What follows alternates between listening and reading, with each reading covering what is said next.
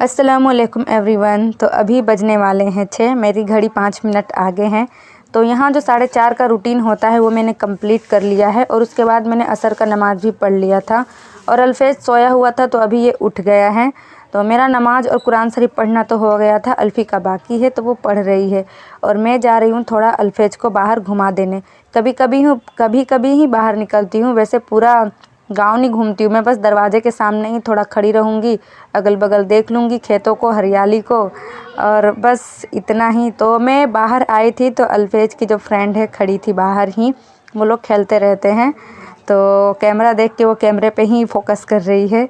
तो मैं अल्फेज से यहाँ पे कुछ बातें कर रही हूँ और ये सो के ही उठा है बिल्कुल अभी।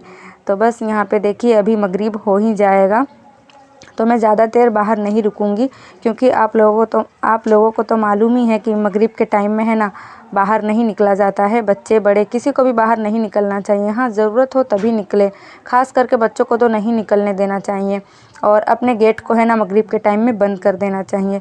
पहले हम लोग छोटे थे तो सुनते थे कि मगरिब के टाइम में गेट को खुला रखना चाहिए, लेकिन ऐसा नहीं है, मगरिब के टाइम में है ना गेट को बंद रखना चाहिए। तो यहाँ पे अज़ान हो चुका था और मैं नमाज़ पढ़ रही हूँ। अल्फ़ी पहले ही पढ़ रही थी मुझसे तो उसका पहले ही हो जाएगा। और यहाँ पे अल्फेज खेल रहा होगा अपना, और कभी कभी आ जाता है बीच में तंग करने के लिए, कभी कभी उसका मन होता है तो नहीं भी आता है। तो अभी आया था लेकिन मैंने उसका क्लिप नहीं शूट कर पाई थी, कैमरा बंद था। तो मेरा नमाज हो चुका है और मैं पढ़ने जा रही हूँ कुरान पाक। और ये मेरा डेली का रूटीन है मगरिब के टाइम में कि मगरिब का नमाज पढ़ के मैं कुरान पाक पढ़ती हूँ और कुरान पाक में मैं सूरह वाक़िया पढ़ती हूँ।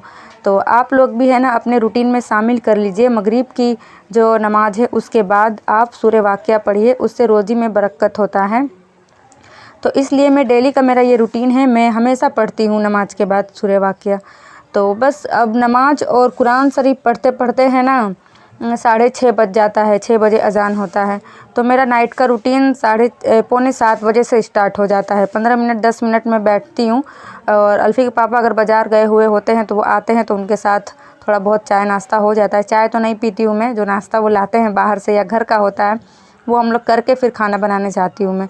तो यहाँ देखिए हम लोग अनबॉक्सिंग कर रहे हैं, स्टिकर है, वॉल स्टिकर कह सकते हैं आप, किचन स्टिकर, जहाँ भी आपको लगाना हो आप लगा सकते हैं। तो मैं बहुत दिनों से सोच रही थी अपने किचन का मेकओवर करना, तो मैंने बहुत सोच समझ के मंगा ही लिया है स्टिकर।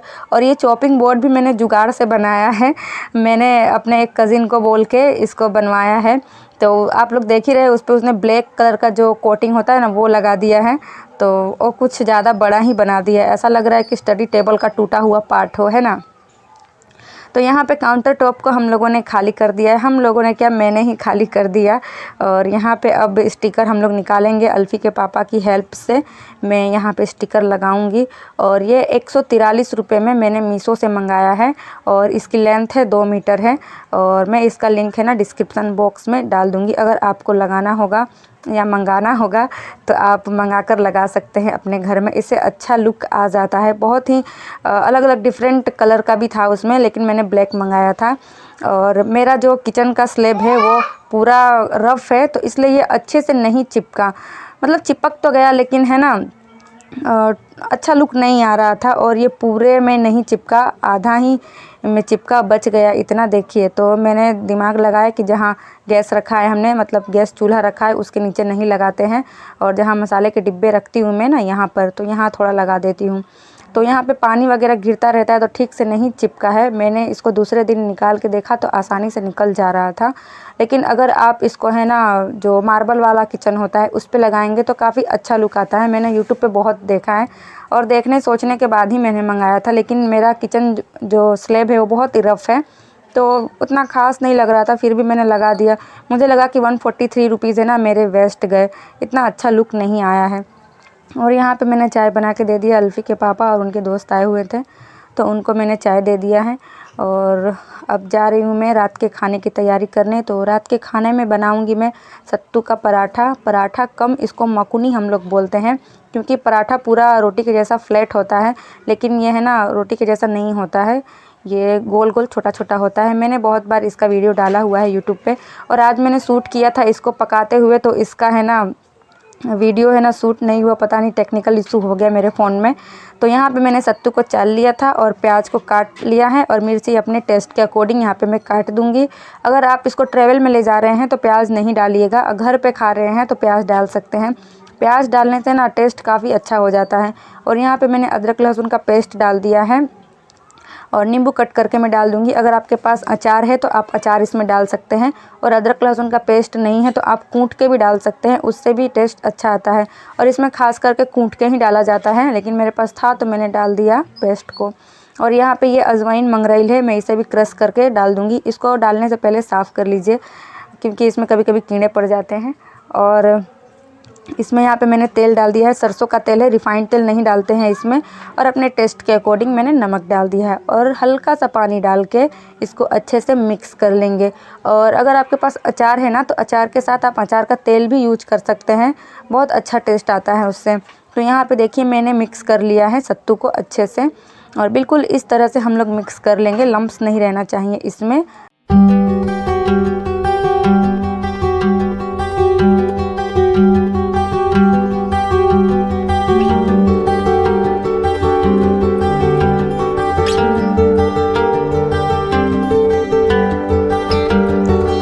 हम लोग है ना सत्तू के पराठे के साथ धनिया पत्ता की चटनी या फिर चोखा बनाते हैं, लेकिन चोखा में बहुत तामझाम होता है तो मैंने आज चटनी ही बना दी है। क्योंकि अल्फ़ी के पापा खाना नहीं खाने वाले हैं, उनका दावत है बाहर, तो वो दावत में जाएंगे, इसीलिए मैंने कुछ ज़्यादा तामझाम नहीं किया।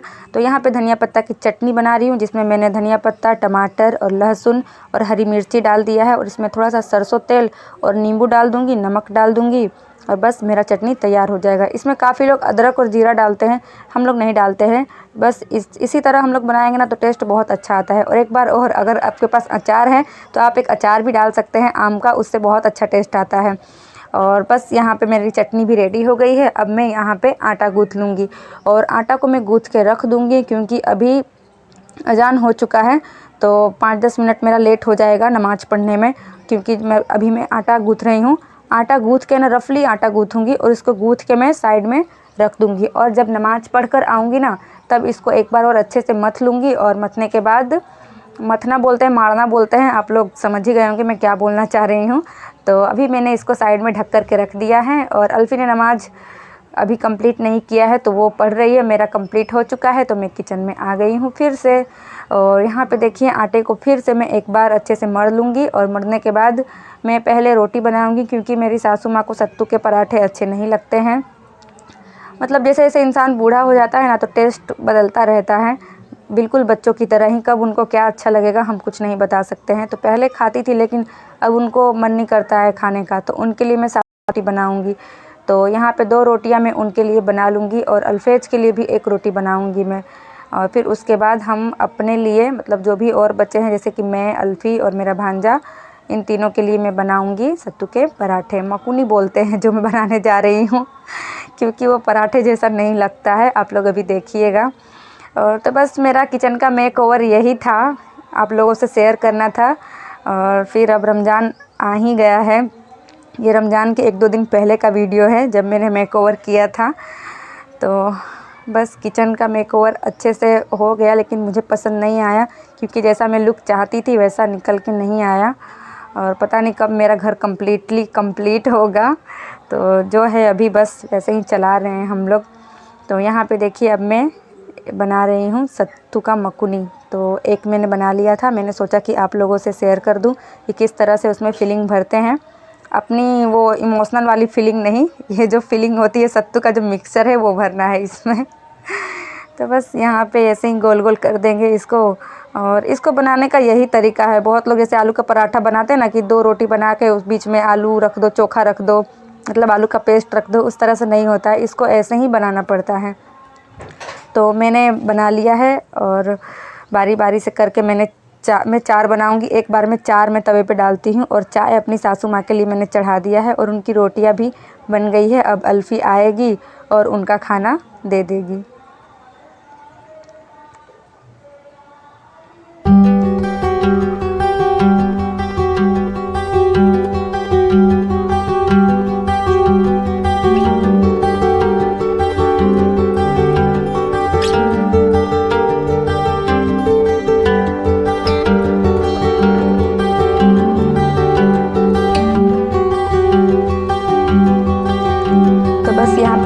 मैंने 4 मकुनी को बना लिया है। अब इसको तवे पे डाल दूँगी। और जो आगे का प्रोसेस है मैंने उसको शूट किया था, लेकिन पता नहीं बाय डिफ़ॉल्ट शूट हुआ। जब मैं एडिटिंग करने जा रही थी तो मैंने देखा कि वो सारे क्लिप्स है ही नहीं। अभी इसके बाद मैं खाना खाऊंगी, फिर और भी बहुत कुछ किया था, लेकिन क्लिप नहीं आ पाया, रिकॉर्ड हो पाया। तो मैं सॉरी चाहती हूँ आप लोगों से। मैं इसका है ना, जो मैंने रेसिपी अभी बनाई है उसका मैं लिंक डाल दूँगी डिस्क्रिप्शन में। इसमें मैंने पूरा प्रोसेस बताया है सत्तू के पराठे का, तो आप उसको देख सकते हैं। और ये जो अगर आपको ख़रीदना है स्टिकर तो इसका भी लिंक मैं डिस्क्रिप्शन में डाल दूँगी, आप लोग मीशो से परचेज़ कर सकते हैं। तो बस यहीं तक था मेरा नाइट का रूटीन। और मैंने बर्तन भी धो लिया है, अब लाइट को ऑफ़ कर दूँगी मैं। और अब बस बिस्तर को झाड़ना है, सेट करना है, और उसके बाद मैं और अल्फेज सो जाएंगे। और अल्फ़ी अपनी दादी के पास सोती है। और मैं है ना ख़ास करके बालों को है ना रात में ही झाड़ती हूँ। तो अभी बेडशीट ठीक करने के बाद सॉरी यार, रोज़ा है ना इसलिए ऐसा हो रहा है। तो बस यहाँ पे बेडशीट भी सही हो गई है। मैं डेली बेड को है ना झाड़ के ही सोना पसंद करती हूँ। और बहुत लोग ऐसे होंगे मेरी तरह कि जो बेड को साफ़ करके ही सोना पसंद करते होंगे। तो यहाँ पे बेड तो ठीक से हो गया है। अल्फ़ी चली गई है सोने अपनी दादी के पास, और अभी अल्फ़ी के पापा आए नहीं हैं दावत से रिटर्न। तो मेरी दवाएं हैं जो मैं उसको डेली खाती हूँ, तो वो अभी खा लूँगी मैं दवा। और उसके बाद अल्फेज के है ना आँख में भी दवा डालूँगी, क्योंकि उसके आँख में भी एलर्जी है और मेरे हाथों में भी एलर्जी है, तो मैं अपने एलर्जी की दवा खाती हूँ। तो बस फ्रेंड्स यहीं तक था मेरा नाइट का रूटीन। अभी मैं बाल बनाऊँगी। और बाल मैंने देखिए मेरा बाल कैसा लग रहा है, मैंने बाल नहीं बनाए हैं, दिन में नहाई थी मैं, तो ऐसे ही रह जाता है मेरा बाल। हम लोग है ना जब बाल बच्चे वाली हो जाती हैं तो अपना ख्याल करना छोड़ देती है। हम सारी औरतों की यही प्रॉब्लम होती है, लेकिन जो औरतें अपना ख्याल रखती है वो सच में काबिल तारीफ़ है। हम लोग तो अपना ख्याल ही नहीं रखते हैं। तो बस यहाँ पे मैंने बाल को फोल्ड कर लिया। बस फोल्ड ही करती हूँ मैं रात को बाल खोल के ही सोती हूँ, क्योंकि फ़ोल्ड की हूँ तो वो खुल ही जाएगा कितना भी कुछ कर लूँ। तो अब यहाँ पे अल्फेज की आँखों में दवा डालने के बाद मेरा नाइट रूटीन ख़त्म हो जाएगा। फिर मिलती हूँ आप लोगों से एक अच्छे से ब्लॉग के साथ।